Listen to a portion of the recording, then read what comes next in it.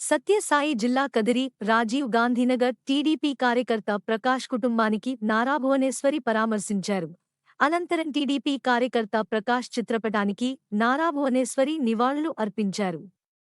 నారా భువనేశ్వరిని చూసి భావోద్వేగానికి గురైన ప్రకాష్ కుటుంబ సభ్యులను ఓదార్చి వారి యోగక్షేమాలు భువనేశ్వరడిగి తెలుసుకున్నారు. అనంతరం ప్రకాష్ కుటుంబ సభ్యులకు 3 లక్షల రూపాయలు ఆర్థిక సాయం చెక్కు అందించారు.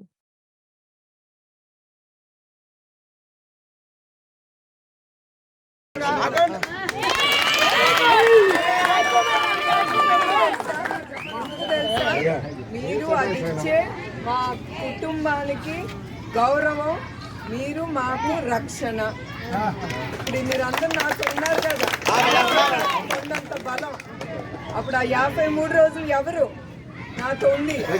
మేము తెలుగుదేశం కార్యకర్తలు, తెలుగుదేశం బిడ్డలు మాతో ఉన్నారు. అది నేను ఎప్పుడు మర్చిపోను. ప్రభుత్వం ఎంత చేసినా మనందరం కలిసి కట్టుగా ఉండి మనం పోరాడదాం.